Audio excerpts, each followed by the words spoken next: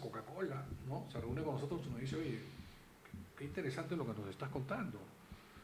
La verdad, en 25 años no habíamos escuchado algo así de la federación. Y no es que nosotros hayamos sido extraordinarios, simplemente estábamos siendo profesionales, como se tienen que hacer las cosas.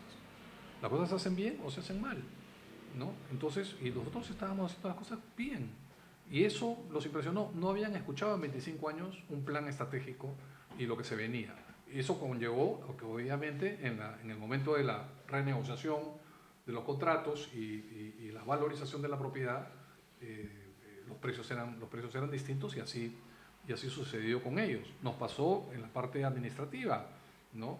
Nosotros queríamos asegurar la seriedad, la idoneidad de nuestro trabajo, la transparencia de la gestión y queríamos un auditor de primer nivel, un auditor externo. Y entonces logramos el apoyo de la auditoría externa desde el 2016 de Pricewaterhouse. ¿Por qué?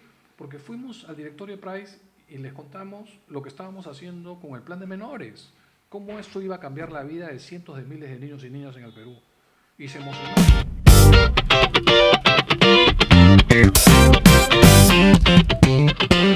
Hola a todos, querida comunidad de gestión deportiva PUC. En esta ocasión tengo un invitado especial, a Juan Matute. Juan, muchas gracias por acompañarnos el día de hoy. Gracias por la invitación. Estimada comunidad, hoy ya tenemos un episodio especial. Vamos a hablar con Juan, que ha estado a cargo de una de las propiedades deportivas más importantes del país. Además de que cumplieron uno de los logros también más importantes del deporte peruano, que fue la clasificación al Mundial de Rusia 2018, lo que significó el proceso y posterior participación en el Mundial. Y invitarlos a todos ustedes a que sigan nuestro contenido en nuestros canales de Gestión Deportiva PUC. Como bien saben, la Facultad de Gestión y Alta Dirección, a través del Grupo de Gestión Deportiva PUC, damos esta oferta formativa a los profesionales del sector deportivo y complementamos, ya que nuestro objetivo es la profesionalización del sector, con contenido adicional. Durante el año realizamos charlas gratuitas, charlas masivas, seminarios y actualmente tenemos este ciclo de entrevistas en modalidad podcast para conocer la experiencia profesional del sector deportivo, entrar en estos detalles que a veces en clases por temas de aspectos más académicos, ¿no? O porque estamos viendo temas en particular no abordamos y creímos pertinente este espacio para poder compartir con los profesionales y poder tomar un poquito más de esa experiencia, de las vivencias y oportunidades, opiniones, ¿no? También en un ambiente un poco más distendido, ¿no? Un poco más amical. Así que los invitamos a todos a seguir esta entrevista en nuestro canal de YouTube y posteriormente en nuestros canales en redes sociales. Ok, como les mencionaba, el día de hoy tenemos a Juan Matute. Juan Matute es director de empresas, es consultor independiente y profesor universitario a nivel posgrado, ¿no? Adicionalmente, Juan estuvo a cargo de la gerencia general de la Federación Peruana de Fútbol en el periodo de la clasificación, el periodo clasificatorio a Rusia 2018 y la posterior participación del seleccionado en este mundial. Adicionalmente, Juan tiene experiencia y Juan viene del sector corporativo, ha tenido experiencia gerenciando y trabajando en una de las corporaciones más importantes del país, así que Juan nos puede dar esta visión desde la corporación, a decirlo, al deporte, ¿no? Así que Juan, te agradezco nuevamente tu tiempo, tu disponibilidad para compartir con todos nosotros esta experiencia tan valiosa. Y primero, además de agradecerte, preguntarte, ¿no? ¿Cómo es primero tu relación con el deporte, ¿no? En todo caso, ¿cuál era tu visión previa y actual del deporte? Muchas gracias Jesús. Un honor estar aquí en Gestión Deportiva PUC. Y muchas gracias por la bienvenida. Para mí es un honor estar con ustedes y compartir con todos nuestros amigos y amantes del deporte y la gestión en este programa tan interesante. Yo trabajé pues 32 años en una entidad bancaria muy grande desde muy joven, viendo siempre negocios, relaciones de largo plazo con empresas medianas, empresas familiares, empresas muy grandes. También en la banca corporativa tuve la oportunidad de ver el relacionamiento de la situación del país, cómo se correlacionaba los modelos aplicados en el país, políticos, económicos y sociales, y su impacto en las empresas, en las familias. Estuve unos años también, mis últimos años en el banco, en la banca personas, que me sirvió y me ayudó mucho para crecer en la parte de liderazgo, de comunicación, además de los temas técnicos, de los temas financieros, ¿no? Y llegó un momento en el que cuando mis compañeros me preguntan, Juan, ¿pero por qué dejas el banco? ¿No? ¿Por qué te vas? Y yo les respondía que, con la verdad, que quería hacer algo por mi país. Quiero hacer algo más por mi país. Entonces, dejando el banco, me presentan esta oportunidad y me cuentan la historia del fútbol peruano. Y me preguntan si quiero seguir conversando al respecto para poder participar de un proceso de selección para el puesto de secretario general o gerente general de la Federación Peruana de Fútbol. Y dije que sí, que quisiera continuar. Finalmente me ofrecen la posición y la acepto, ¿no? Recuerdo haber conocido al presidente de ese entonces, al señor Edwin Oviedo, que también era nuevo. Él había ingresado como presidente en enero del 2015 y yo ingresé en octubre del 2015. Y nos conocimos y él me preguntó, ¿por qué quisieras estar acá en la federación? Yo le dije, porque quiero hacer algo por mi país. Y él me dijo, yo estoy acá por lo mismo. Y nos dimos la mano, no nos conocíamos antes, nos dimos la mano y empezamos a trabajar este gran proyecto que era el primer objetivo de corto plazo, clasificar al Mundial de Rusia, y el segundo gran objetivo era profesionalizar la gestión del fútbol peruano en todos sus niveles, ¿no? Creo que dentro de todo lo que se le puede atribuir a Edwin Oviedo, positivo o negativo, creo que una de las cosas positivas es que sabía identificar qué no sabía y buscar la persona, el profesional que sabía hacerlo y en cierta parte delegarle con cierto grado de autoridad esa función, ¿no? Creo que es Sin una de duda. sus fortalezas, fuera de todo su perfil. Sí, y tienes toda la razón. Y fíjate que es esa intuición del empresario peruano, ¿no? El emprendimiento y los emprendedores en el Perú, y un país de emprendedores, tienen esa intuición, esa que yo le llamo una sabiduría, ¿no? Que no viene, digamos, del De los pasado, libros. de lo que ellos han visto, lo que han aprendido. Muchos de ellos han venido de la pobreza, ¿no? De la carencia.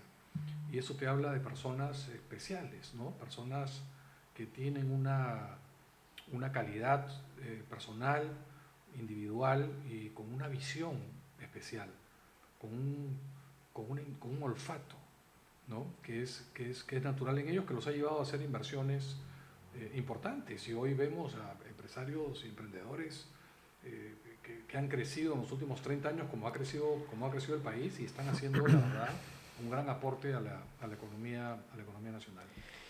Y Juan, cuando te encontrabas en este proceso, ¿no?, de selección, este reto, ¿cuál fue la situación que te presentaron previo al ingreso a la federación, ¿no? ¿Qué consistía este reto?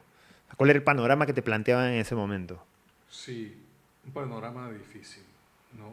Un amigo abogado en ese entonces, que en paz descanse, un gran abogado, pero fanático del fútbol, de lo que yo no era fanático. Yo era una persona que siempre fui a acompañar a la selección de local, muy joven, y después llevando a mis hijos, ¿no? El hincha de la selección, ¿no? Y, y habíamos sufriendo digamos, las derrotas, ¿no? A los que estábamos mal acostumbrados.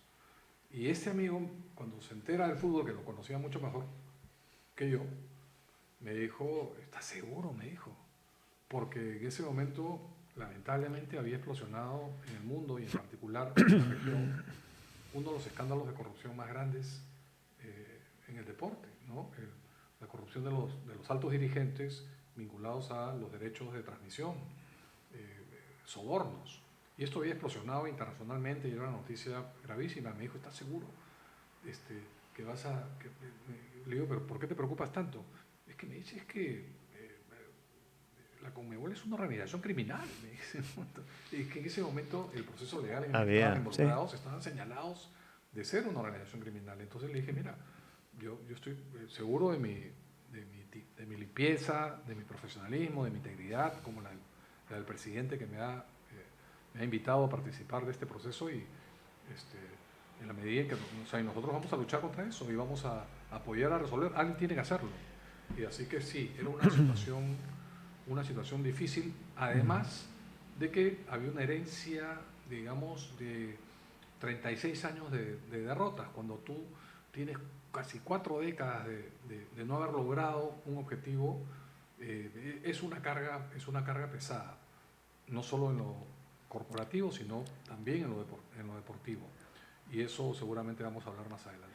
Creo que eso también, como mencionabas, una organización deportiva se empapa de todo, ¿no? Lo deportivo afecta administrativo, marketing, etcétera, y como dices, una mochila pesada a nivel deportivo porque no se habían logrado los logros, a nivel reputacional porque de repente probablemente había mucha desconfianza de la población por los próximos resultados, patrocinadores seguro volver a convencer, o sea, había todo un reto. Y a nivel de organización, ¿cuál fue el reto que te plantearon, ¿no? O sea, ¿qué organización había en ese momento y qué se quería? Sí, era una organización muy, muy básica. Diría que no había una organización corporativa. No existía, ¿no? Eran básicamente personas, algunas personas buenas, que cumplían ciertas funciones. Sin embargo, no existía un organigrama sólido, roles, funciones, responsabilidades, metas. No existía un planeamiento estratégico, menos una definición de la visión de la compañía, de la institución. Y así que tuvimos que empezar de cero. Muchos de los colaboradores, empleados que trabajaban muchos años en la federación, yo entré en el 2015 y ya había muchas personas que tenían 10, 15, 20 años trabajando ahí y que había que conversar, por supuesto, con ellas, ¿no? Presentarse, saludarlos, conocernos, y sentían vergüenza de trabajar en la Federación Peruana de Fútbol. No decían que trabajaban en la Federación Peruana de Fútbol porque sentían eso, vergüenza. No usaban photocheck, ¿no? Nada que los identifique, ¿no? Porque, digamos, la organización no estaba bien vista en la opinión pública nacional. Entonces hubo que trabajar eso, ¿no? La moral, la fuerza, digamos, de empezar a sentirse orgulloso de dónde trabajas. Así que sí, empezamos desde un punto bastante bajo en cuanto al optimismo, al creer, y definimos esa nueva misión de la Federación Peruana de Fútbol en un planteamiento estratégico muy rápido que lo tuvimos que hacer sobre la marcha. Ya era octubre del 2015, ¿no es cierto? Ya había empezado la clasificatoria para Rusia 2018 y definimos la misión de la Federación como un motor de cambio social para cientos de miles de niños y niñas en el Perú a través del fútbol. Esa es la misión. Y entonces, a partir de ahí, tú empiezas a construir cuál va a ser la visión, ¿no es cierto?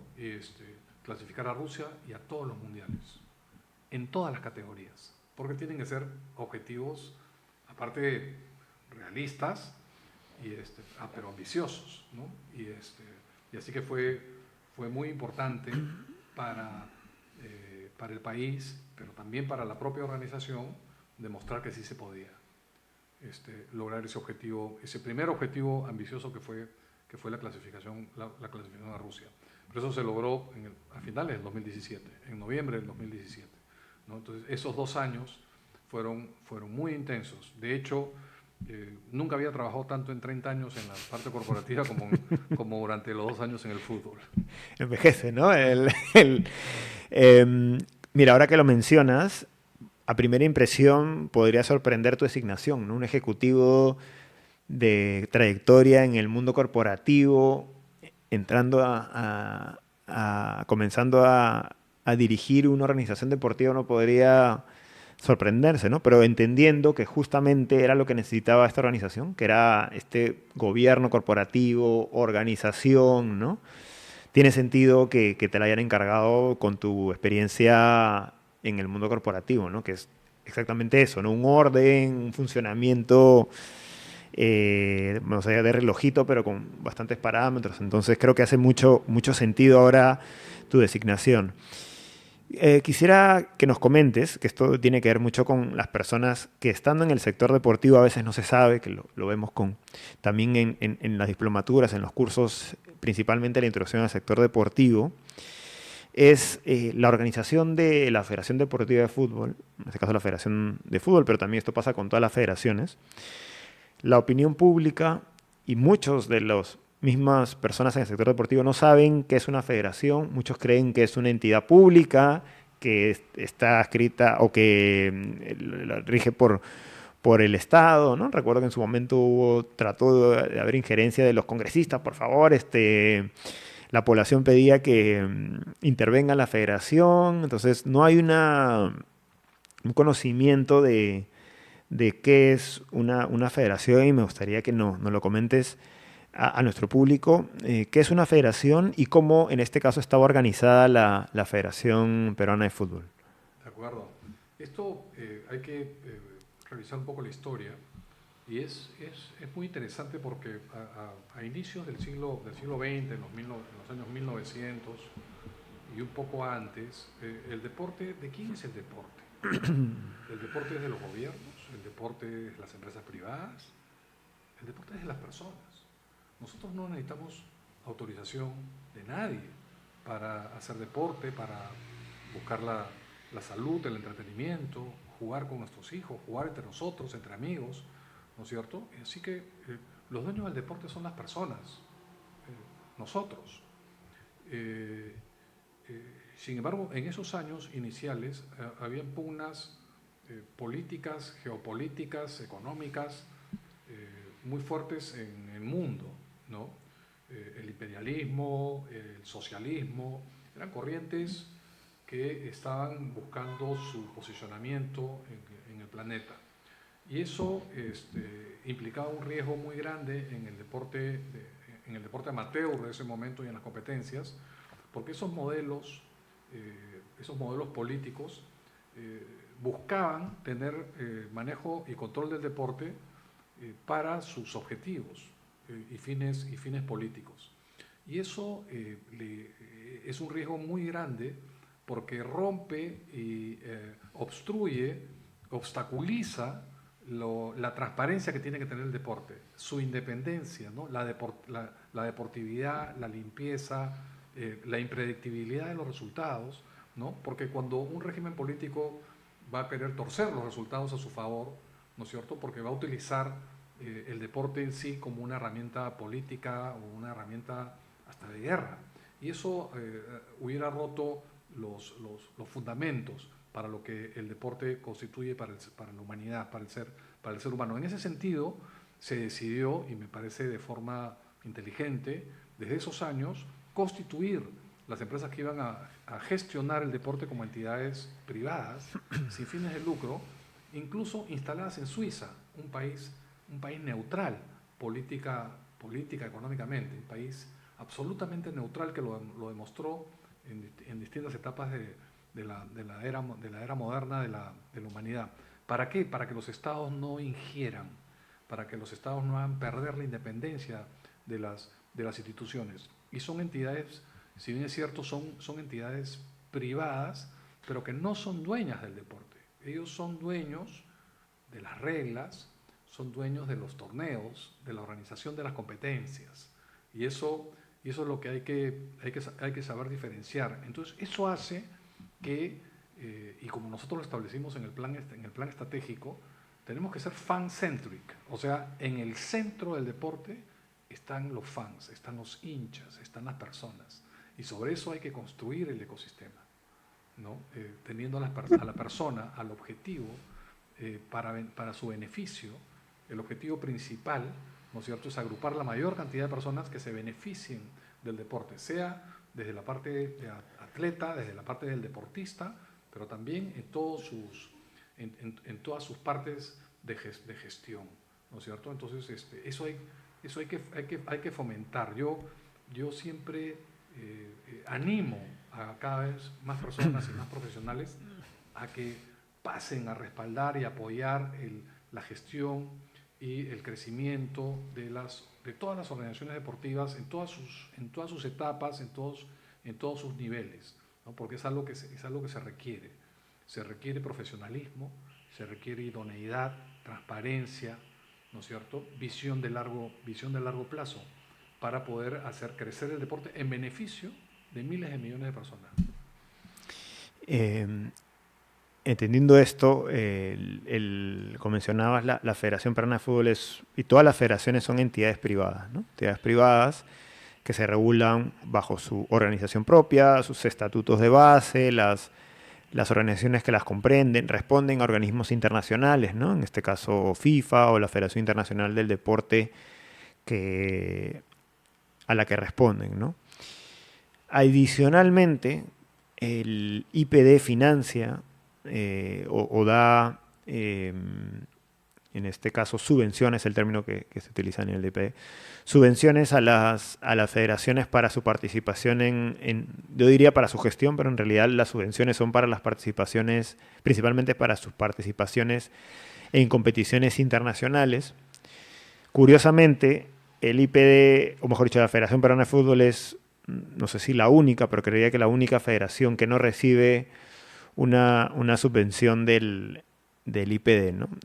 Razón, no sabría decir, de repente por la capacidad de convocatoria que tiene la federación, etcétera, pero esto a modo que nuestra comunidad, nuestros espectadores puedan tener esta información, que las federaciones son organismos privados.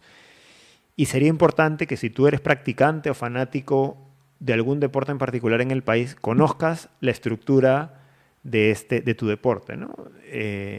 Creo que, y más, el fútbol siendo tan popular a veces no queda muy claro, ¿no? No queda muy claro los estatutos, las organizaciones, las ligas, los representantes, cómo los representantes pueden tener voto, cómo ellos pueden elegir las directivas, cuánto duran las directivas, cuándo se renuevan, ¿no? Pues el fútbol es así de masivo, pero si tú practicas otro deporte, sería bueno conocer también cómo está organizado, qué organismo se encarga de la promoción de ese deporte, etcétera, ¿no? A modo de conocer esta realidad. Y Juan, en el caso de la Federación Peruana de Fútbol, ¿cómo estaba organizado, cómo se propuso o cómo está organizada actualmente, ¿no? Sí, qué importante lo que has comentado y aplica a todos los deportes, ¿no? Los deportes en el mundo y las federaciones y las categorías de los distintos especialidades son muy parecidos en sus organizaciones y siempre con el espíritu de ser entidades privadas ajenas a los gobiernos, para asegurar la independencia y la pulcritud de los resultados, de la competitividad deportiva, ¿no? En ese sentido, están organizados por federaciones, que son efectivamente, como bien dices, privadas, que reportan a federaciones internacionales. Ahora, cada país tiene su realidad y nosotros, que somos un país aún en vías de desarrollo, requiere la subvención estatal. Muchos deportes, como no, van a requerir esa subvención estatal que se otorga, y eso trae consigo muchas obligaciones de las federaciones. Obligaciones que son válidas, tienen que reportar el buen uso de esas subvenciones, de esos aportes económicos del Estado, que ocurre en todos los demás países, con lo cual ya tú estás sujeto a, ¿no es cierto?, fiscalización de entidades públicas, la Contraloría de la República, el propio Ministerio Público y la entidad estatal encargada de entregar esos recursos, que es el Instituto Peruano del Deporte. Y está bien, porque son recursos que hay que cuidar y que hay que asegurarse que están bien utilizados. Sin embargo, eso los obliga a tener dentro de sus procesos, ¿no es cierto?, autorizaciones que son emitidas por funcionarios públicos. Y eso muchas federaciones no lo permiten. En el caso particular del fútbol está prohibido porque eh, implica una injerencia en los asuntos internos de la federación por parte de funcionarios públicos que justamente rompen el espíritu del origen de la gestión del deporte, por los riesgos que implica, porque podrían, no necesariamente se da, pero podrían darse manipulaciones de parte de gobiernos que tengan unas intenciones ajenas a la libertad y a la transparencia, y a la impredictibilidad de los resultados necesarios de los resultados deportivos. Entonces, es una oportunidad para que los deportes se profesionalicen. En la medida en que se profesionalicen, es decir, que ya gestionen y obtengan sus propios recursos, van a poder lograr esa independencia que el fútbol ya lo logró hace bastantes años. Prácticamente el fútbol es el único deporte en el Perú que es 100% profesional. Entonces, cuando ya es 100% profesional, ya tú tienes financiamiento más que suficiente y con mucho potencial de crecimiento de la empresa, de la empresa privada, ¿no? Y es ahí el potencial de generación de valor que existe en muchos otros deportes en el Perú todavía, que con gestiones profesionales estoy seguro que pueden encontrar economías de escala suficientes para poder financiarse e ir independizándose del control estatal, y eso les va a poder dar más opciones de crecimiento. La libertad y la gestión profesional trae crecimiento. Cuando uno se acostumbra a presupuestos acotados, porque los recursos son escasos, más aún los recursos públicos, ¿no es cierto? Y además la necesaria burocracia para cumplir reglamentos y formularios y presupuestos y dar cuenta y procesos de auditoría necesarios y obligatorios, pero eso te quita velocidad, ¿no? Te quita flexibilidad, te quita agilidad, que hoy por hoy son muy necesarios en el mundo moderno y, cómo no, en las organizaciones deportivas. Entonces, hay que animar a más profesionales a ingresar a múltiples deportes y empezar a gestionarlos, porque tienen la oportunidad, ya que las federaciones son netamente privadas. Y va a ser un orgullo escuchar cada vez de más profesionales en más federaciones de distintos deportes poder decirle al Estado: ya no es necesario el aporte, ya tenemos sponsors, ¿no es cierto? Ya tenemos aportes de nuestras federaciones porque cumplimos con determinados parámetros, y tenemos sponsors internacionales, ¿no? O tenemos aportes de personas que nos entregan como patronato, digamos, aportes especiales con fines específicos. Entonces, la independencia del presupuesto público me parece que es un reto para muchas categorías deportivas en el Perú. A nivel de comentario que te podría seguir a raíz del conocimiento cercano que tenemos de la gestión de diferentes federaciones deportivas, efectivamente ellos reciben una subvención del IPD que se utiliza principalmente para las competiciones. Uno de los grandes retos que tienen las federaciones es la generación de ingresos propios, ¿no? Te quedan muy limitadas a la hora de generar estos ingresos paralelos, ¿no? Que vienen de la mano con la gestión del mismo deporte, ¿no? Que viene por un lado la promoción, porque si volviendo al caso del fútbol, tiene la capacidad de generar economía, es porque hay mucho interés alrededor del fútbol, ¿no? Hay mucha gente que le interesa, así no lo practique, le interesa el fútbol, y creería que son casi los 33 millones de personas. De los 33 millones de personas, el 99% tiene un interés en el fútbol, que ya sea el extremo, que es el fanático con todas las camisetas, va al estadio, todos los merchandising, pero por último, la persona en la casa, ya sea, ahora hay más mujeres más vinculadas, pero pongamos el miembro, la mamá de la ama de casa de familia, que igual está atento porque hay partido y prende la televisión y se vuelve un ambiente familiar. O sea, no está ajena al fútbol. Y eso a nivel de negocio hasta tiene un punto de impacto y de atención. Por eso recuerdo que Lavalle fue patrocinador, ¿no? Entonces, Lavalle, está impregnado de la federación, pero dirige su público objetivo mucho al consumo masivo y a una ama de casa, pero la ama de casa reconocía a los futbolistas de la federación, de la selección peruana y todo, ¿no? Entonces hay una gran masa que le interesa el deporte y por acolación ya tú le puedes generar ingresos paralelos, ya sea patrocinadores, auspicios, torneos, etcétera, etcétera, ¿no? El gran reto de los deportes que no son el fútbol y que no son tan masivos es el primer paso, ¿no? O a la par, diría yo, de masificarlo, de promocionarlo, de que la gente lo conozca, se entere, ¿no? Creo que un caso interesante de intereses fue el surf, ¿no? Porque el surf, creo que su nivel de practicantes versus atención en sus momentos pico era totalmente gigante, ¿no? O sea, seguimos en su momento y sabemos quién es Sofía Mulanovic, a pesar de que muchos ni siquiera sepamos correr tabla, ¿no?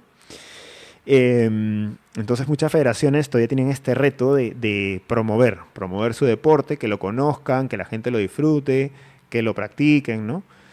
Y el segundo reto, que da la mano con el primero, es su capacidad de organización. Las federaciones no cuentan con, uno, los recursos, pero antes de eso el capital de gestión humano para poder hacer estas estrategias, ¿no? de promoción, ¿no? Entonces va un poco, creo que de los retos de las federaciones, donde pueden entrar ahí los gestores, en la medida de lo posible de la apertura de las federaciones a nuevas ideas, nuevas formas de masificar tu deporte, el problema un poquito con la masificación es que no son ingresos inmediatos, ¿no? Es un proceso de sembrar, que la gente vaya conociendo tu deporte, ¿no? No sé, el bádminton.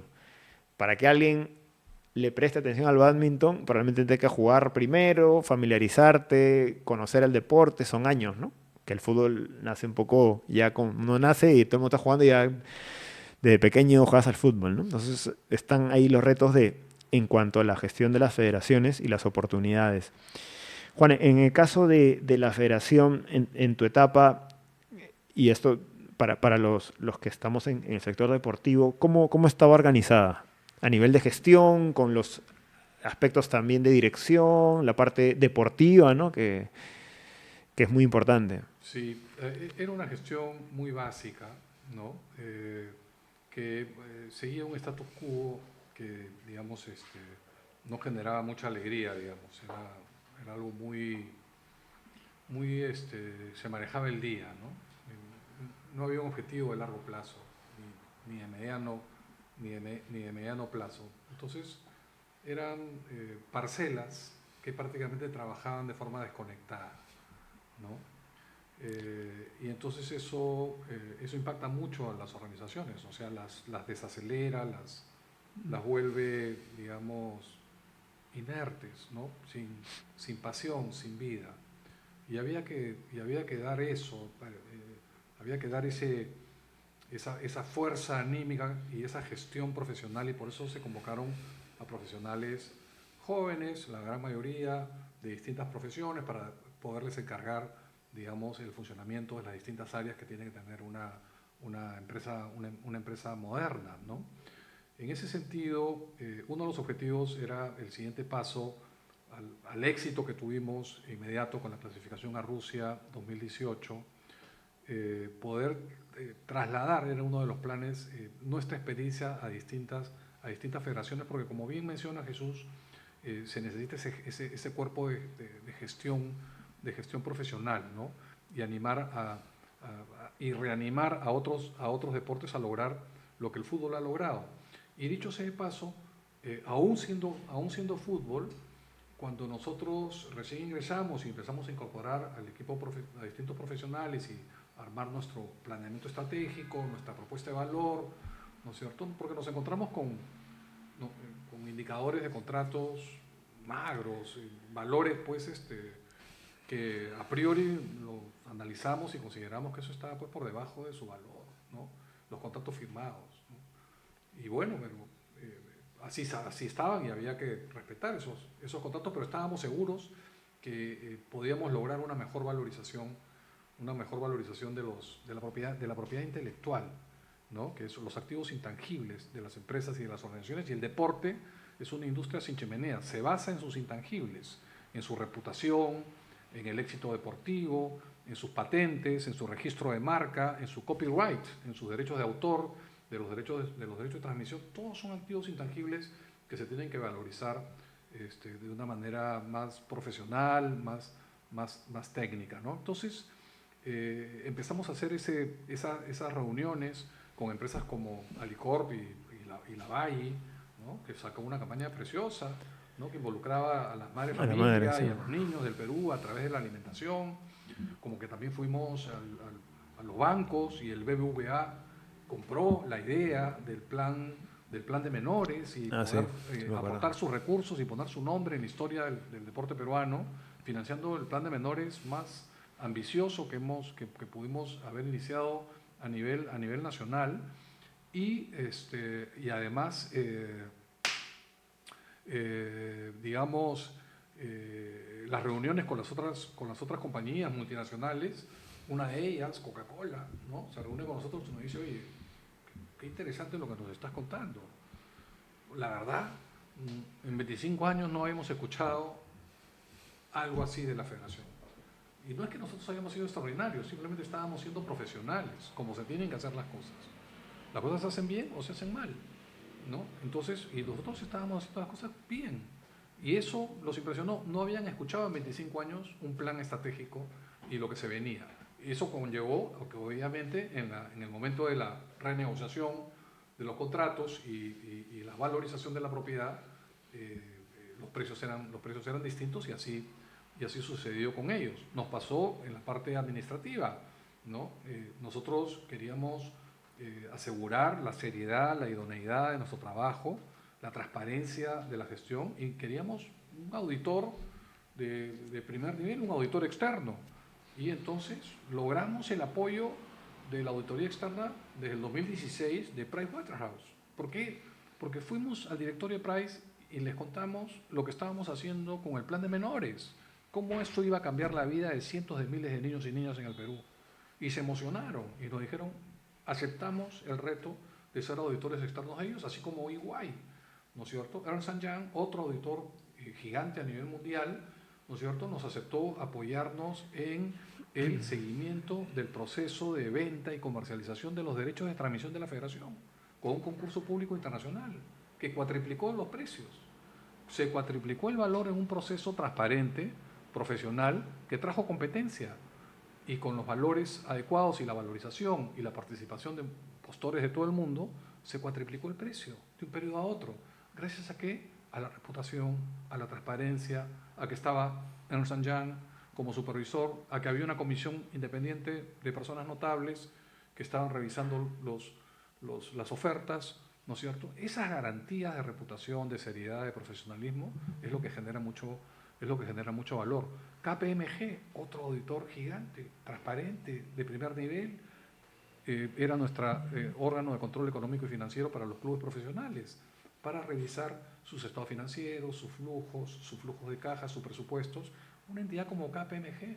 Entonces, un reconocimiento a todos ellos, a los profesionales que nos acompañaron y a los comisionados independientes, porque pudimos convocar un gobierno corporativo de alto nivel, de personas que aman el fútbol y aman a su país y que nos regalaban tiempo gratis, su tiempo profesional, para ayudarnos en una comisión legal, para ver los contratos o las consultas que les hacíamos, una comisión de licencias para hacer la supervisión del reglamento de licencias para los clubes profesionales, personas de alto nivel profesional, ¿no es cierto? Teníamos una comisión de auditoría con personalidades eximias en su ramo, una comisión de comunicaciones, una comisión de educación, una comisión de menores, todas formadas por personas de primer nivel que nos decía a nosotros mismos, oye, ¿cuántas personas en el Perú están dispuestas a dar y ayudar? ¿Por qué? Por los niños, por el futuro, por el cambio de país, ¿no? Y porque hay muchas personas interesadas en el fútbol, ¿no? Hay mucha gente interesada en el deporte, profesionales de diferentes áreas, con mucha trayectoria, siempre con disposición a aportar al deporte. Eso se puede encontrar en muchas de los deportes, es más, en los programas de gestión, hay muchos profesionales que ya tienen una carrera en su profesión, pero quieren involucrarse en el deporte porque sabe del valor del deporte, ¿no? como mencionabas en este repaso de la gestión que se hizo en la federación, es verdad que sí hubo un cambio a nivel de, lo veo desde fuera, desde esa época que seguía la federación. Aparte que habían venido, antes que entraras, creo que habían varias cositas negativas, ¿no? Los resultados deportivos que no nos venían acompañando, más escándalos de indisciplina por parte de los mismos seleccionados, escándalos de la directiva, ¿no? Por si recuerdas Burga, todos estos problemas que había. O sea, había indisciplina, malos resultados, dirigentes con problemas, ¿no? Una reputación desde la sociedad para nada positiva. Y comenzaron, recuerdo, estas comisiones que eran las comisiones que mencionaste de diferentes aspectos, la comisión de licencias. Recuerdo que en esa época había área de desarrollo también que no se había escuchado con gestores, ¿no? No eran solo profesionales entrenadores que a veces se veían, ¿no? Adicionalmente habían gestores deportivos, me acuerdo, en estas áreas, ¿no? A modo de comentarle a nuestra audiencia, pues en la federación, y lo vamos comentando, estaba el área de deportes, ¿no? Que es el área deportiva, creo que siempre ha habido. Estaba dentro del área de deportes estaba el área de selecciones, que creo que era el señor García Pay, ¿no? Que se encargaba de la selección. Me parece que también, o en su momento en transición con con Juan Carlos Oblitas, perdón, que el primer equipo, la selección. Después había, recuerdo, el encargado de fútbol de menores, ¿no? Creo que en esa época era Daniel Ahmed con el proyecto, ¿no? Entonces la parte deportiva. Después había un área administrativa, ¿no? De gestión, finanzas, etcétera, y un área de marketing, ¿no? Bueno, dentro de administración estaba administración y finanzas, etcétera, y un área de marketing, ¿no? Entonces eso a nivel de, de administración. Y como comentabas, estas comités de profesionales muy experimentados, con mucho conocimiento, que aportaban, ¿no? El tema con estos profesionales también es que hay que reconocerles o hay que sacarles provecho, ¿no? Porque ha pasado en otros deportes, y creo que pasó después en la federación, que renunciaban, ¿no? Porque se creaban estos comités consultivos, se les consultaba, ellos daban su opinión y se hacía totalmente otra cosa, ¿no? En otros deportes, qué sé yo, y al final, obviamente, pues dice, me llamas para darte alguna opinión y vemos que se toman decisiones totalmente desalineadas y renunciaban, ¿no? Entonces, después creo que cambió, pero creo que fue bastante acertada. Pasó también toda esta gestión. Recuerdo que vino con patrocinios más grandes, que se juntó también con la clasificación, que ya fue el combo perfecto, ¿no? O sea, fue una buena gestión, convencer a los patrocinadores invirtieron, ¿no? Invirtieron dinero pagándole parte económico, más especias o auspicios, qué sé yo, en base a una expectativa de retorno, ¿no?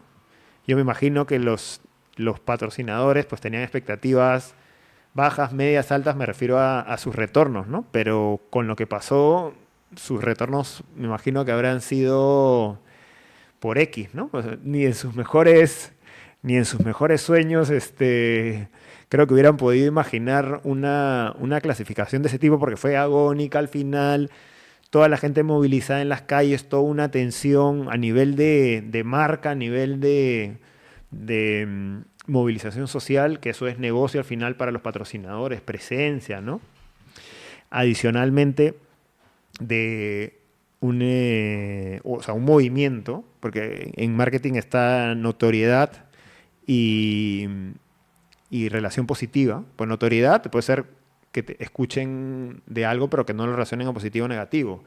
Pero en este caso, la afición o la comunidad o el ciudadano peruano estaba muy conectado con la selección. O sea, todo era positivo.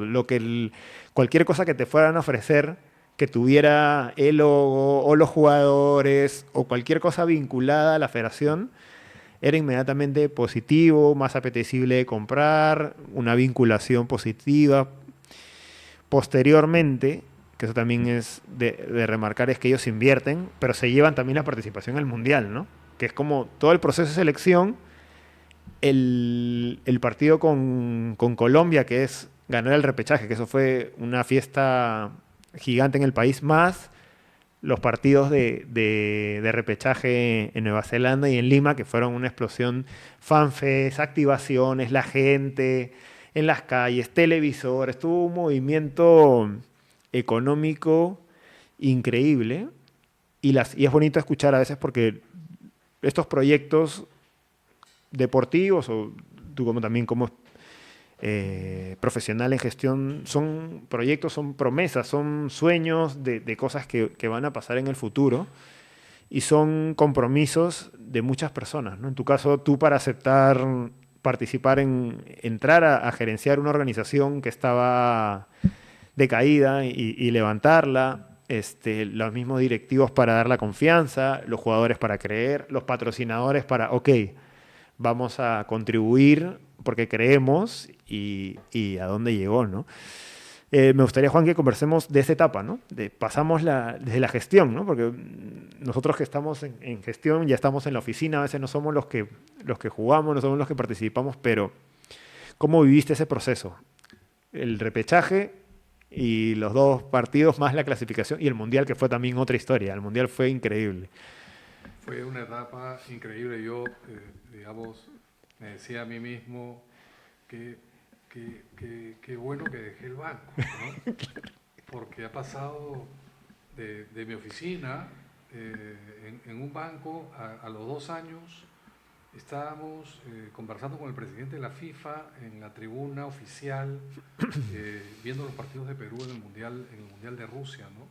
Y el presidente de la FIFA nos preguntaba al señor Oviedo y a mí, al ver un estadio en un Mundial lleno, abarrotado de peruanos, Lejísimo. no solamente lejos, sino además emocionados, personas llorando, personas alegres, personas que nos saludaban, cantando Contigo Perú, y nos decía cómo lo han logrado, ¿no? Porque yo que era nuevo en el fútbol, en ese momento yo veía a las personas en los congresos y en las asambleas de la FIFA, cómo nos reconocían y nos decían Perú, o sea, qué lindo verlos, hace 40 años que no los vemos, Claro. porque Perú era grande, Perú en los 70s y antes, ¿no es cierto? Fue uno de los invitados importantes en el primer mundial, en el 1930, ¿no? Y después Perú dejó de estar durante 40 años en la gran fiesta. Y en el fútbol en particular, el mundial es lo que importa. El mundial es lo que genera valor. Es la fiesta internacional más grande del mundo, ¿no? 1.500 millones de personas ven la final de la FIFA, de la Copa Mundial de la FIFA. 1.500 millones de personas. Nadie tiene eso excepto en las Olimpiadas, en algunas competiciones. 3.000 millones de personas ven el mundial completo, ¿no? Durante el mes de mundial. Entonces, eso es muy, aparte de apasionante, genera mucho valor, Visibilidad, valor. ¿no? Y nuevamente, ¿y gracias a qué? A las 1.500 millones de personas, a las 3.000 millones de personas, gracias a las personas. Por eso hay que colocar a la gente en el centro del plan estratégico, porque además el bien que se hace para transmitir esos valores, esos principios, ese entretenimiento, ese positivismo, de generar eso para las personas, eso genera mucho valor para las empresas y los auspiciadores que necesitan estar del lado de organizaciones con reputación, con idoneidad, con buen manejo, con transparencia. Van a querer estar por todos esos valores positivos que genera el fútbol, ¿no? Entonces quería hacer un paréntesis, por ejemplo, en otras organizaciones. El otro día veía, justo este fin de semana, ¿no?, un documental muy lindo que tenía que ver con auspicio de empresas petroleras y gasíferas en el Perú, que auspician unos torneos, unos equipos de fútbol de colegios en nuestras provincias de Ayacucho, ¿no?, que hicieron participaron de un campeonato en Curazao, en el Caribe. Y justamente era una organización, era la señora Mónica Leao, me parece, que dirige o tiene que ver con la Federación de Ping Pong. Entonces hay esa correlación de otros deportes que pueden también, digamos, profesionalizarse y empezar a crecer, ¿no? y me parece que es un ejemplo de buena gestión.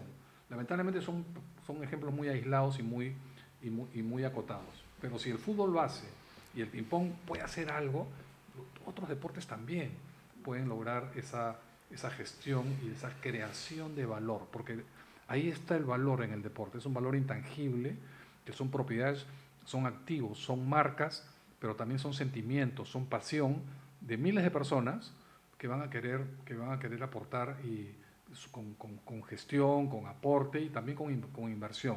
Muchas empresas, por los asuntos de responsabilidad social empresarial, van a querer aportar para poder invertir y tener una imagen positiva en sus ámbitos de acción, alrededor de sus comunidades o como reputación de marca, ¿no? Hay tanto por hacer. Y entonces, cuando ya logramos el partido de Colombia, por ejemplo, aquí en Lima,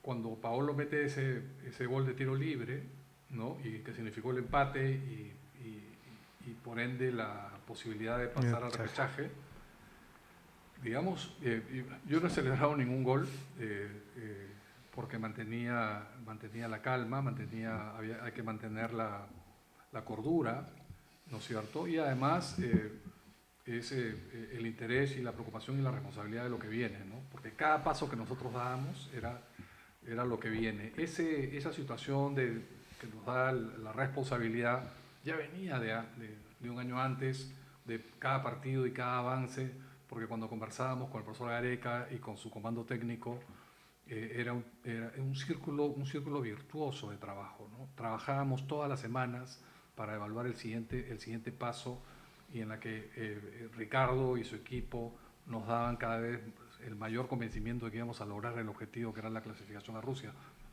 Pero estábamos fuera en esos momentos, pero creíamos, ¿no? El señor Oviedo, el señor Gareca creían y estaban convencidos en la clasificación, ¿no? No lo comentábamos mucho, no lo transmitíamos mucho porque nadie nos creía o nos hubieran creído. Pero sí sabíamos que teníamos un valor deportivo importante con los jugadores de ese momento, que estaban comprometidos, disciplinados, enfocados, ¿no? Estaban convencidos, y además nosotros, como la parte administrativa, teníamos que darles la seguridad de que nosotros también estábamos comprometidos y actuábamos con disciplina, con responsabilidad, con visión de largo plazo. Entonces las dos cosas caminaron juntas. No puede haber un desbalance en las organizaciones en que lo deportivo va por un lado y lo administrativo va por otro. No, ambos teníamos que tener un plan de largo plazo, ¿no es cierto? Objetivos medibles y además responsabilidad, transparencia y disciplina. Entonces se alinearon las dos circunstancias en pos del objetivo. Y entonces cuando empatamos con Colombia, primero hubo que esperar 6 minutos. El mundo celebraba porque acabó el partido en Lima. Pero faltaban 6 minutos porque había un partido en Asunción que estaba jugando Paraguay con Venezuela. Si Paraguay ganaba ese partido, nos pasaba. Entonces, y Chile también estaba con Brasil, ¿no? compitiendo con Brasil en Brasil y perdió 3-0. Entonces, todos esos resultados hubo que esperar unos minutos. Ya me recuerdo, las tribunas celebraban, pero nosotros todavía estábamos pendientes de que acaben esos partidos. Entonces, cuando terminaron, empezó, digamos, una mayor responsabilidad. Cero celebración del equipo de gestión, porque teníamos que planificar en 2 semanas el viaje a Nueva Zelanda, ¿no? Que fue un reto, porque no existían vuelos directos a Nueva Zelanda, y ya el comando técnico del profesor Gareca, ya habíamos conversado mucho del cuidado y del respaldo logístico que teníamos que dar a un equipo de atletas de alto nivel, de alta competencia internacional como la selección. Dejamos de llamarlos futbolistas, ellos son atletas, ¿no? Y que había que cuidarlos en lo médico, nutricional, preparación física, recuperación, nutrición, psicología, ¿no? Y que fueron todos los elementos que se incorporaron a la gestión del deporte en un área de ciencias aplicadas al deporte, incluyendo la data, la información, el conocimiento. Contratamos a un chico estadístico, ¿no es cierto?, para que ordene la data de los GPS y con data generar información, y la información limpiarla y ordenarla te genera conocimiento. Y eso es lo que convenció a muchos de los jugadores del equipo, viendo la data de sus resultados, de su aceleración, de su velocidad, de su recorrido, ¿no es cierto?, que ellos podían competir con Luis Suárez, con Messi y compañía, ¿no?, para poder competir de igual a igual con los grandes jugadores y selecciones de las otras partes de la competencia. Entonces empezó el reto a Nueva Zelanda y un reto logístico era, tenemos que llegar en vuelo directo. ¿Por qué? Porque ya habíamos estudiado, y el equipo del profesor Gareca también había estudiado, sobre todo el profesor Bonillo, que selecciones que habían viajado en vuelos comerciales a Australia, por ejemplo, habían llegado absolutamente desorientados, desgastados, y habían perdido la clasificación. Le había pasado a Uruguay unos años antes. Entonces era el reto de llegar en vuelo directo a Nueva Zelanda, una línea aérea importante, la TAM, que apreciábamos mucho a su presidente y a su equipo de gestión, nos dijo 3 veces que no. 3 veces que no, o sea, no porque no querían, sino porque no podían, porque no había ese vuelo disponible para llevar desde Lima a Oceanía, ¿no?, cruzar 14 horas el Océano Pacífico. Y entonces me acuerdo del presidente Oviedo, entre otras acciones y decisiones personales, esa intuición del emprendedor, del líder, de un objetivo país. Lo fuimos a buscar al presidente de la TAM y le dijo, Emilio, no lo hagas por mí, hazlo por tu país. No había más. Y lo hicieron por el Perú, ¿no es cierto? Y entregaron el avión, el mejor avión del mundo, un Boeing Dreamliner 787, un avión precioso de última tecnología que permitía, que tenía autonomía de vuelo para llegar a Nueva Zelanda. Y me acuerdo que fue una foto histórica en el Aeropuerto Internacional Jorge Chávez aquí en Lima, de poder ver en las pantallas Lima-Auckland en Nueva Zelanda, ¿no? Directo, claro. Primera vez que se día, y pudimos llegar a tiempo, pero sobre todo el regreso, la planificación de Ricardo, del profesor Bonillo y del profesor Santín, era el regreso. Teníamos que regresar a Lima inmediatamente terminado el partido en Auckland para estar listos para el partido de vuelta, para el partido de regreso en Lima, y así fue. Terminó el partido y todos al aeropuerto para regresarnos inmediatamente en ese Boeing, y regresamos en 11 horas, favorecidos por los vientos y por la velocidad del avión y por la poca carga, porque casi no llevamos personas ajenas al equipo en un tremendo avión que puede recibir 380 pasajeros. Ni a la tercera parte llevábamos personas en dicho. ¿Tú fuiste en los dos, ida y vuelta? Sí, yo fui en el ida y vuelta, y en el ida tuve la oportunidad de estar pues en primera clase, porque habían 30 posiciones de primera clase. Es un avión perfecto para encajar a un equipo profesional. ¿Por qué? Porque otros jugadores viajaban de Europa, ¿no?, y iban directamente a Auckland. Ya en el regreso eso fue imposible, porque ya venía todo el equipo, y ya yo dormí en los sitios. ¿Y el ambiente en ese vuelo, el de ida, cómo sentías a la gente? O sea, ¿presión? ¿Lo sentías tranquilos? ¿Cómo lo sentías? Muy porque profesional. Había una carga grandísima. Solo viajó el equipo, no hubieron hinchas, no hubo familias en el avión. Los jugadores tranquilos. Todos muy enfocados, una disciplina muy grande, y además con la línea aérea, porque cuando ya tú hablas con empresas serias, y porque nosotros éramos una empresa seria, nosotros se planifica y se trabaja, y hubieron esas 2 semanas de trabajos, cómo va a ser todos los pasajes del avión, en el sentido, se hicieron videos de las familias, de cada familia de jugador, y se les puso en cada una de sus pantallas de televisión, se decoró los nombres, se pintó el avión, ¿me entiendes? Se hizo todo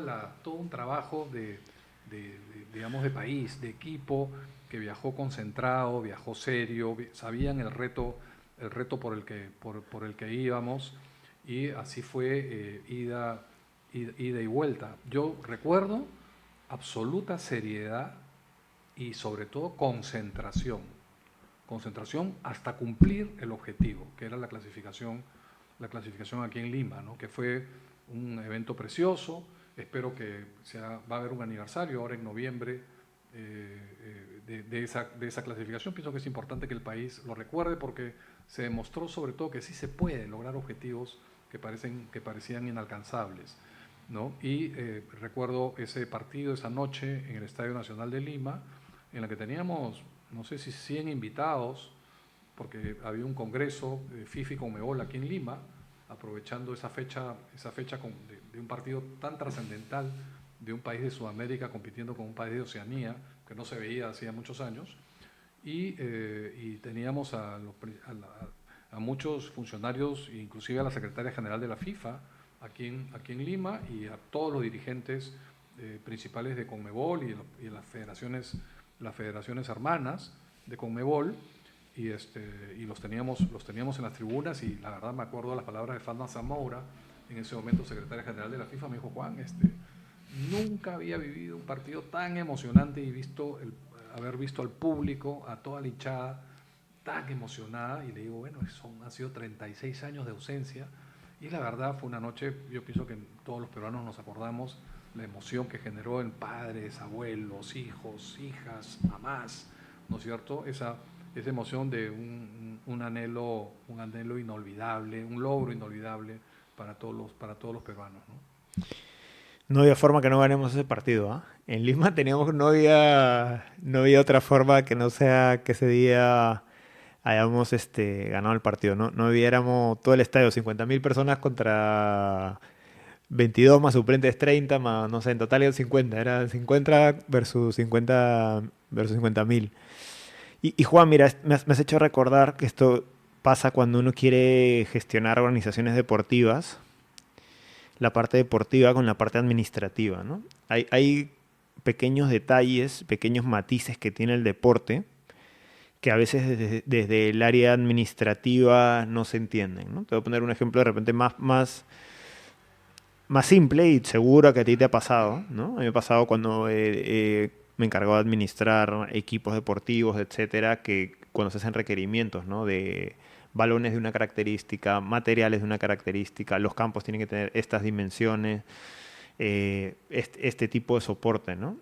Que a veces la parte técnica la requiere porque tiene una razón, pero la parte administrativa, mayormente cuando no viene el deporte o no ha sido o no ha participado el deporte, no ha sido deportista, ya, pero esto no necesitamos así, más chiquito, o por qué no el más barato.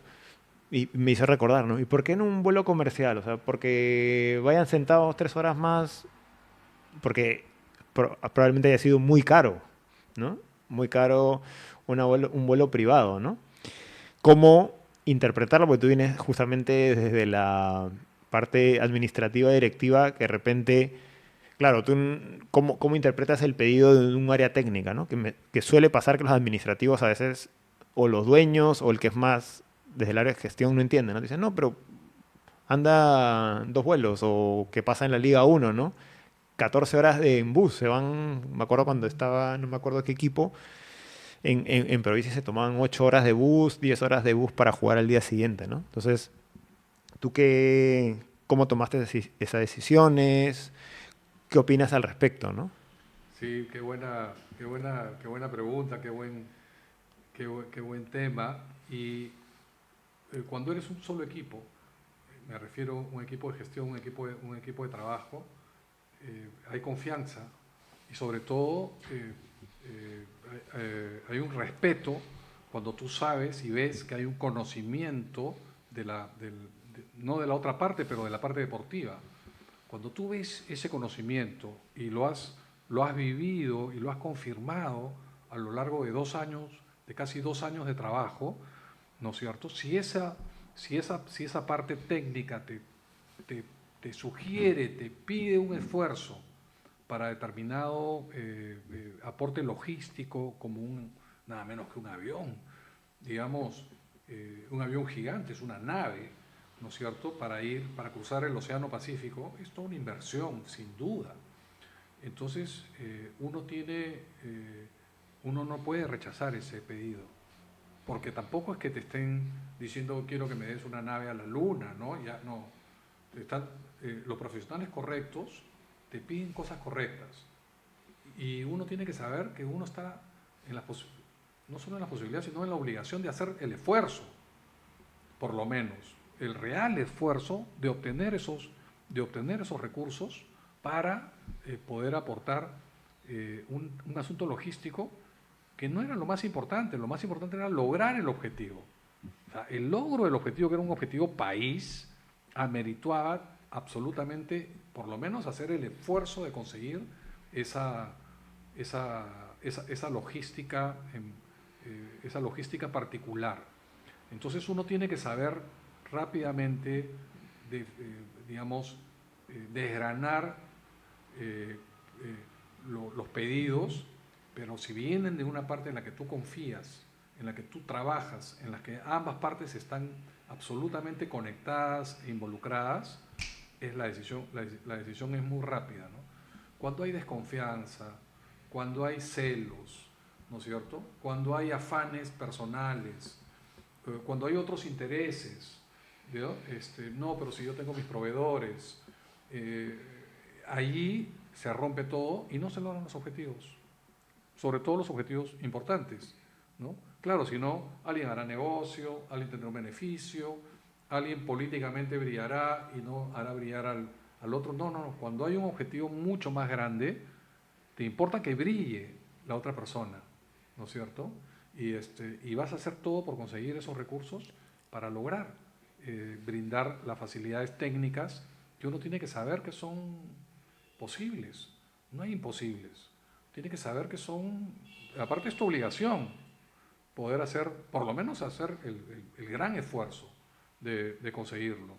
Y se consigue, ¿no? Y consigues el crédito, consigues el respaldo. Una compañía multinacional te dice, ok, los apoyo, y se empieza a trabajar, ¿no? Cuando uno se pone, digamos, fronteras muy próximas, pero es muy difícil, ¿cómo vamos a decir? ¿Cómo vamos a pagar?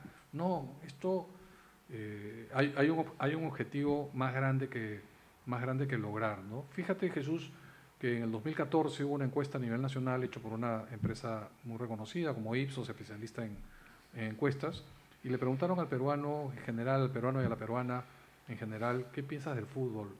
Y las respuestas eran en absoluta mayoría vergüenza, tristeza, Negativo, ¿no? ¿no? Pesimismo, vergüenza. Entonces, esa misma pregunta lo hicimos en el 2018, con la misma compañía, la misma pregunta. Las respuestas fueron mayoritariamente alegría, optimismo, orgullo. Mire esa transferencia de valor que pudo generar el deporte en la economía y en el sentimiento nacional, ¿no? Cantar el himno nuevamente, abrazados, ponerse la camiseta, todo el Perú los días del partido, todo el estadio vestido de Perú, ¿no es cierto? Eso le hace mucho bien al país. Económicamente, de hecho, los analistas indican que el PBI en el 2018, el Producto Bruto Interno, creció más entre 0,5 y 1% del Producto Bruto Interno gracias a la clasificación al Mundial, ¿no? Entonces, eso es muy importante y nuestro objetivo, como lo decía, nuestra misión establecida en el planeamiento estratégico del 2015 era que íbamos a clasificar a todos los mundiales, en todas las categorías. Estoy seguro que lo hubiéramos cumplido. Mira, como bien mencionas, primero no había forma que la TAN no los lleve. Aunque, si no querían, mira, si tú no nos llevas, ningún peruano se vuelve a subir a tus aviones de aquí nunca más. Dos, como bien mencionas, es la confianza. Y el tema es que si ustedes como federación, y probablemente tú estuviste en el proceso de contratar al entrenador, en teoría lo contratas porque confías en él, ¿no? O sea, yo entendería que fuera, pero si tú eres el mismo empleador que lo contrata, pues deberías primero partir de un voto de confianza en la parte técnica, ¿no? Entonces, hemos elegido a este profesional porque creemos que es idóneo, y si tiene requerimientos, a lo mejor yo como administrativo no le veo tanta diferencia entre un comercial. De repente hacemos una escala corta, ¿no? Y ya no se desvía mucho y nos sale el 10% del total del monto, qué sé yo, ¿no? En la parte económica es de nuestra formación en gestión, ¿no? Pero ahí es donde tú entras como tú mencionas, la parte de confianza con el experto, ¿no? O sea, yo confío, él me ha dicho que es así y es tal cual, ¿no? Y dos, la importancia de los detalles, ¿no? O sea, hay un dicho que no sé si sea oportuno, pero el diablo está en los detalles, ¿no? Creo que el éxito de repente, pero la frase antigua es el diablo está en los detalles, ¿no? Entonces, creo que muchas cosas, muchos éxitos positivos o logro o que se realicen las cosas bien está en la suma de pequeños detalles, ¿no? Que es el equipo completo, las charlas incómodas que se tuvo que tener antes para poder tener todos alineados, el vuelo, Air Charter, los jugadores, el video personal. Son, creo que eso lo hace marketing, ¿no? De repente, ¿no? Contacta a los familiares y cada uno tiene su video, con un video, imagínate, de tu hijo deseándote marketing. Administración, los detalles, el avión, de repente tu asiento numerado, llegas, comodidad, sé que tú tienes una alergia, entonces te sientas de este lado, el aire acondicionado te afecta, ¿no? Entonces imagínate cuando llegas, tu camerino, el hotel, quién concentra con quién, cuándo llegan, reducimos tiempos de traslado, no sé, pero digamos que todo es una suma de pequeños detalles, ¿no? Que a veces solo vemos el final del partido, ¿no? Al final en Lima, pero es una suma de N detalles que se van juntando y que a veces en los programas, ahora que tenemos el programa de gestión de academias con las personas o los alumnos que tienen sus academias, quieren montar sus academias, es siempre los pequeños detalles del principio, ¿no? ¿Dónde están los materiales? El saludo a los jugadores, el saludo a los padres, dónde dejan el agua a los chicos, dónde ponemos nosotros nuestros materiales, los arcos. Todo es una suma de pequeños detalles que al final podrás o no de repente tener más niños, menos niños, ganar o no, pero al menos hiciste todo en orden o se cumplió como tú querrías hacerlo, ¿no? Eh, y con respecto a los resultados, claro, en el fútbol es como cualquier deporte tiene este componente de azar, ¿no? Pero creo que la gestión, la parte deportiva te pone siempre ahí, ¿no? Finales, procesos, ¿no?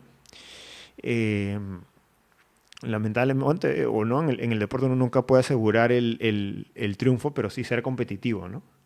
Un indicador es que siempre estás compitiendo, siempre estás...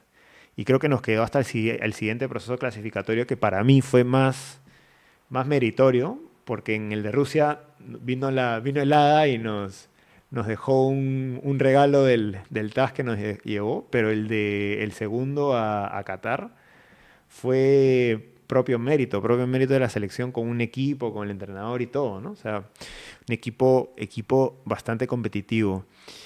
Y Juan, posterior a tu experiencia en la federación, me gustaría conversar sobre tus perspectivas del deporte, ¿no? De cómo ves la gestión, consejos que les podrías dar Primero, yo creería que me gustaría algún comentario o consejo para los gestores deportivos, ¿no? Porque tú vienes de una trayectoria en el sector empresarial, corporativo, digamos que el top a nivel de estrategia, gestión en el sector privado, de pasas al deporte, que es una movilización enorme de gente, pero a nivel de gestión es lo que es, el desorden y todo, ¿no?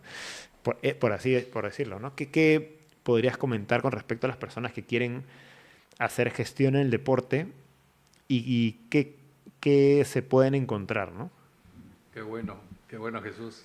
Yo he estudiado cada vez más la realidad del deporte, ya conozco la realidad peruana y he podido estudiar cada vez más realidades y más organizaciones deportivas y otros deportes en el mundo, en el mundo desarrollado y en el mundo en vías de desarrollo, y yo lo que encuentro cada vez es más potencial de generación de valor sostenible en el largo plazo, que le va a hacer un bien y le está haciendo un bien a la humanidad. Veo otros deportes, otras ligas, otros países, y pienso que hay una necesidad cada vez mayor de mejores profesionales para gestionar esos recursos por situaciones de desarrollo de distintos sectores económicos, de distintas industrias, de la industria del entretenimiento, de la migración de miles de millones de personas del campo a la ciudad, en todo el mundo, ¿no? En el Asia y sin duda en Europa y en Latinoamérica, el 80% de la población mundial vive hoy en ciudades.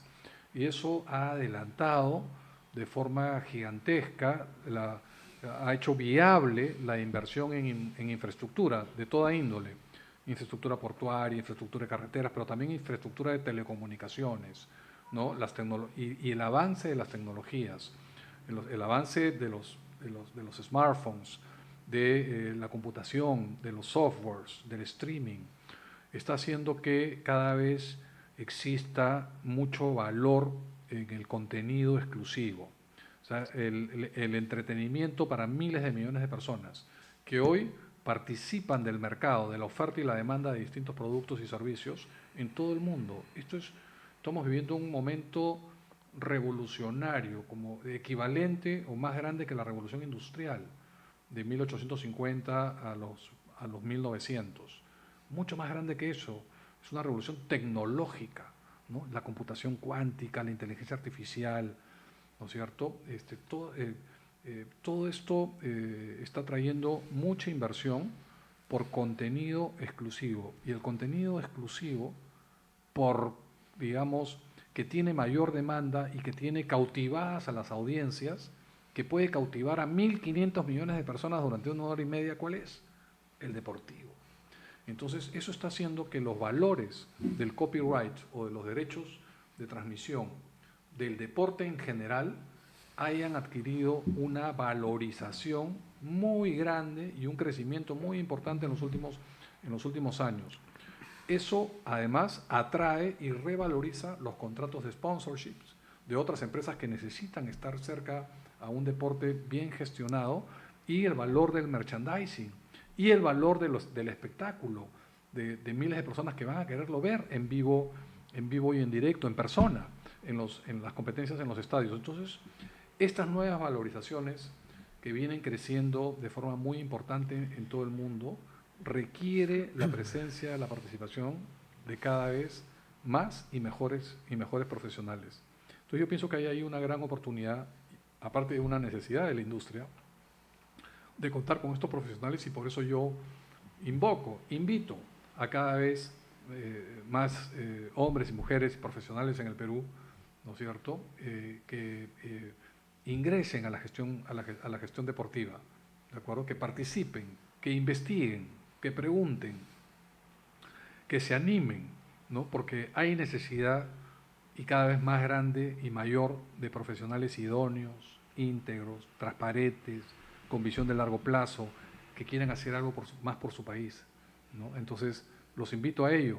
Hay muchas oportunidades en el mundo, y en el Perú yo pienso que cada vez va a ser mayor esa demanda de gestión. Juan, a raíz de la conversación previa a la entrevista, ahora la entrevista, veo que tienes siempre una visión bien amplia, bien no solo del momento, sino comparándola con procesos anteriores, ¿no? Es una visión bastante amplia que lo relaciona a la estrategia y lo relaciona a las posiciones que has tenido, ¿no? De secretario general, que entiendo es una función como de gerente general, posteriormente también trabajaste gerente general en otra organización, y me parece muy interesante que nos cuentes cuál es el rol de un gerente general en una organización, ya sea deportiva, pero de otra índole, ¿no? ¿Cuál es el rol de un gerente general?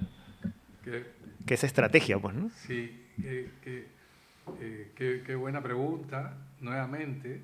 Y yo, en mi opinión y en mi experiencia, uno tiene que ver cuál es la cadena de valor, ¿no? El value chain que estudiamos en estrategia, la cadena de valor de las empresas.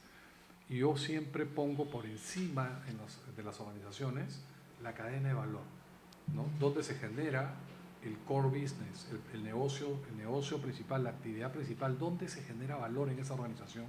Y en el deporte claramente, ¿no es cierto?, se genera en la parte deportiva. A partir de ahí se genera el valor de esa actividad. Y para mí el gerente general está al servicio de esa cadena de generación de valor, ¿no? ¿Para qué? Para apoyar, para soportar, para unir, para poder comunicar la visión, el propósito, ¿no? Que exista un solo propósito y sobre todo que esa generación de valor sea sostenible en el largo plazo. Para mí ese es el rol de un gerente general, ¿no? De apoyo, de consultoría, de amistad, ¿no es cierto? Y de estar al servicio, ¿no? Yo como gerente general le decía a mis colaboradores, yo, yo estoy a tu servicio, tú dime qué es lo que necesitas, ¿no es cierto? Y yo haré lo necesario para darte esos recursos, ¿no? Entonces, si nos pides un avión que cruce el Océano Pacífico, lo voy a conseguir, si es lo que necesitamos, ¿no? Así que me pienso que ese es el rol del gerente general, de apoyo, de soporte, ¿no es cierto? Y de comunicación y de amalgamiento, de amalgar, de lograr que el propósito de la organización, que la visión y la misión estén comprendidas y todo el mundo las haya incorporado como propias para lograr objetivos gigantes, objetivos, ¿no es cierto? En lo deportivo, digamos, con el profesor Gareca conversábamos, o sea, Perú necesita primero triunfos históricos. Los 3 puntos fue la madrina, sin embargo, nos ganamos el derecho por muchos otros factores y otros resultados, que si no los hubiéramos conseguido ni con los 3 puntos. Y la verdad, Colombia, el empate en Argentina, ¿no? El triunfo en Quito, en Quito, ¿no? Entonces, esos 3 meses del proceso del TAS, yo, o sea, si trabajé más en esos 3 años en la federación, más que 30 años en el banco, esos meses dedicados a los puntos del TAS, no dormíamos. ¿Por qué? Porque en la madrugada conversábamos con los abogados, con el gran estudio de abogados de Suiza, con el mejor estudio de abogados que contratamos en Suiza para que defiendan la posición peruana, ¿no? Porque no fue fácil. Al comienzo los abogados nos dijeron, mira, es 50-50 las posibilidades que ganes el caso con Bolivia. Así que, pero con una representación idónea, con el mejor estudio de abogados de Zurich, ¿no? Hicimos una super presentación en el TAS con el señor Oviedo, ¿no? Con el señor Amprimo, como nuestro presidente de la Comisión Legal, más los abogados del estudio Berenker de Zurich, y el doctor García de Barcelona, un abogado deportivo que hizo la exposición en español, porque los abogados en Zurich establecieron la estrategia legal, pero ellos no tenían comunicación en español, que fue el idioma con el que se trató el arbitraje. Y entonces fue un trabajo, o sea, fue inmenso esa coordinación y la gran satisfacción que ganó la posición peruana, que propugnaba la integridad de la competición, la transparencia, ¿no? No podíamos perdonar que un competidor convoque pues, a un jugador que no corresponde. O sea, si eso se dejaba pasar, hubiera sido un precedente funesto para la deportividad y las competencias futuras. Y esa fue la posición que ganó, que la compartíamos con FIFA, dicho sea de paso, porque fue FIFA la que sancionó a Bolivia. Y nosotros apoyamos esa posición y aportamos, ¿de acuerdo?, conceptos y frases y esta filosofía de la integridad y la transparencia, que me acuerdo que los árbitros nos miraban con mucha atención, ¿no? Porque demostramos lo que se requiere: profesionalismo, visión de largo plazo, integridad. Entonces fue una experiencia maravillosa, ¿no? Creo que igual también para que Pablo juegue, ¿no? Que ha sido toda una gestión eso es lo que decía, el soporte administrativo, ¿no? Que ahí escapa de la parte deportiva, ¿no? Cuando hablamos de administrativos en organizaciones deportivas es eso, ¿no? Ya no es la parte deportiva, es todo lo que se puede hacer para dar soporte, ¿no? Que se hizo una gran gestión para que pueda participar, que para el equipo era fundamental.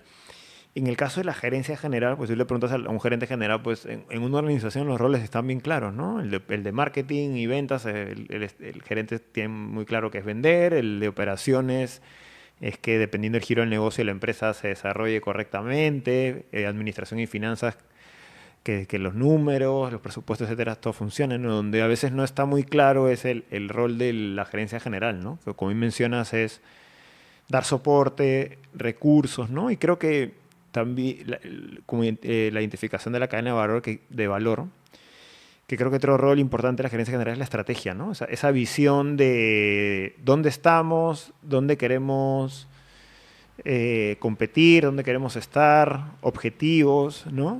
Qué nos diferencia de nuestros competidores en el mercado, ¿no? Qué nos tienen esta posición ahora y hacia dónde queremos llegar y cómo, ¿no? O sea, qué estrategias, qué acciones se pueden tomar, ¿no? En tus roles, me gustaría que nos comentes el aspecto de estrategia, ¿no? ¿Qué importancia o cómo ves tú este aspecto de estrategia como negocio, ¿no? Sí, y, y la estrategia tiene mucho, digamos, genera valor cuando uno reconoce, obtiene y fortalece la ventaja competitiva, ¿no?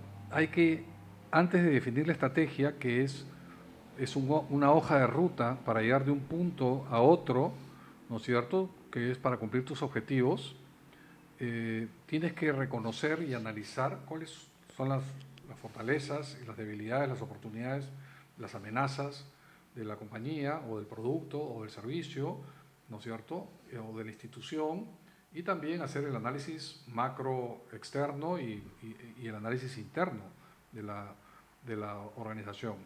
Y entonces lo que uno tiene que trabajar realmente es por la consecución de la ventaja competitiva, que es lo que te diferencia, lo que te hace diferente, lo que te hace mejor de tus competidores, ¿no? Entonces, ¿qué es esa ventaja competitiva?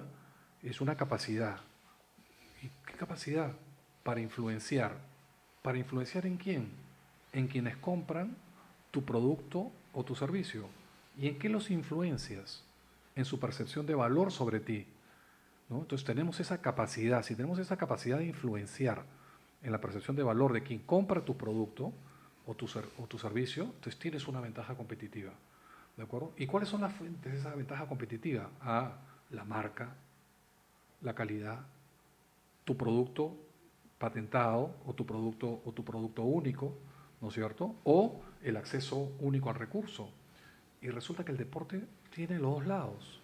Tiene por el lado de la calidad, de la marca, del producto único, que puede generar un precio premium, ¿no? De hecho, tus contratos tienen un precio gigante, porque, porque tienes ese producto único, porque tienes esos derechos exclusivos, ¿no? Que lo quieren ver miles de millones de personas. Y además, tienes, por el lado del costo, tienes acceso único al recurso, que son a las competiciones y a los atletas, que puedes manejar el costo. Entonces eres una industria, como pocas que he visto, que tiene los dos lados del balance, ¿no? El ingreso por el precio premium y el manejo del costo. Entonces es súper potente la ventaja competitiva en el deporte, ¿no? Entonces, descubierto ello, analizado ello, ahí fijas una estrategia para llegar a objetivos absolutamente no solo optimistas, sino ambiciosos de crecimiento y de generación de valor. Si no has descubierto aún tu ventaja competitiva, es muy probable que tu estrategia sea chiquita, ¿no?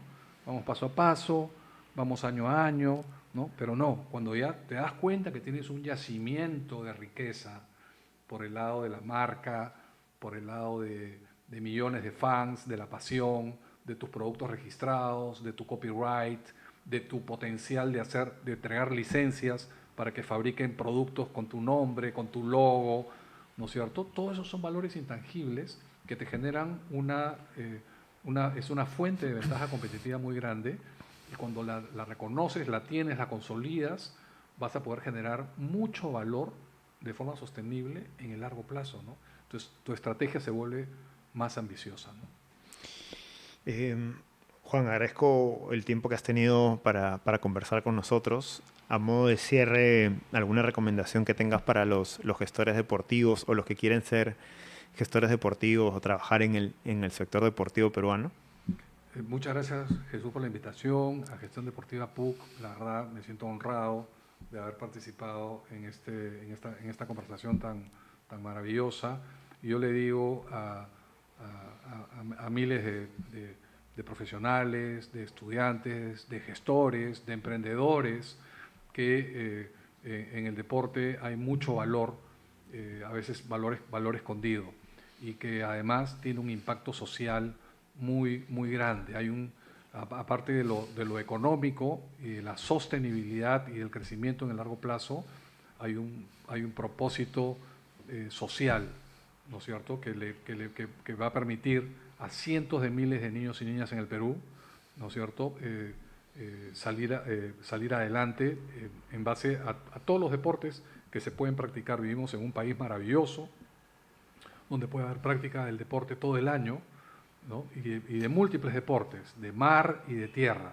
Y yo pienso que esa es una ventaja competitiva del país, y yo creo que tenemos bastantes gestores que tienen toda la capacidad y todo el sentido de propósito para hacer que las cosas cambien en todos los deportes. Muchas gracias. Para nuestra comunidad, como mencionaba Juan, invitados todos a participar del sector deportivo. Como menciona Juan, tiene un gran potencial de impacto. Hay una gran pasión que mueve a las personas que lo practican, a los fanáticos, a los gestores también, y que a veces nos falta ese tema de gestión, ¿no? Tú habrás visto que hay muchos profesionales muy apasionados, que a veces el sector deportivo desborda pasión y a veces lo que necesita es gestión, es capacidad de negocio, capacidad de administrar, ¿no? Que es complementar este sentimiento que tiene y que nos transmite el deporte. Muchas gracias a todos de estar atentos a nuestras redes, de seguir este nuevo episodio del podcast de Gestión Deportiva. Invitamos a que veas este episodio y los otros episodios de esta serie de entrevistas en nuestro canal de YouTube y en nuestras redes sociales. Así que muchas gracias por seguir este episodio y nos vemos pronto en otra ocasión. Hasta luego. Listo, queda Luis.